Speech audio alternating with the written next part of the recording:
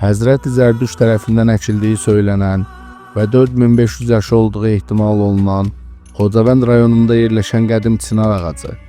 İçərisinə eyni anda bir çox insan sığa biləcək ağac, Xocavənd rayonunun Qırmızı Bazar qəsəbə inzibati ərazisinə məxsus Şıxdursun adlı balaca bir kənddə yerləşir.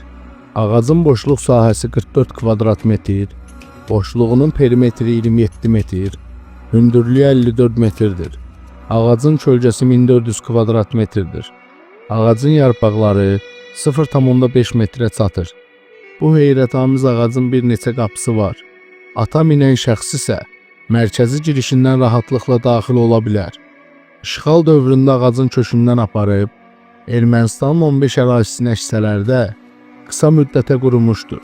Bu ağac yalnız Qarabağda, Şıxdursun kəndində həmişəyaşıl qalıb. Ağacın yaxınlığında onu su ilə təmin edən Tengri bulağı yerləşir. Ağac hər gün 4,5 ton sudur. Tarixçilər Həzrəti Zərdüştün Ateşgah məbədində 4 sərv ağacı əkdiyini yazır. Sonradan ərəblər həmən ağacı çıxarıb Bağdada aparmışdılar. Həzrəti Zərdüşt ağac əkilməsinə böyük önəm verirdi. Bu cür videoların davamı üçün videonu bəyənib kanala abunə olmağı unutmayın.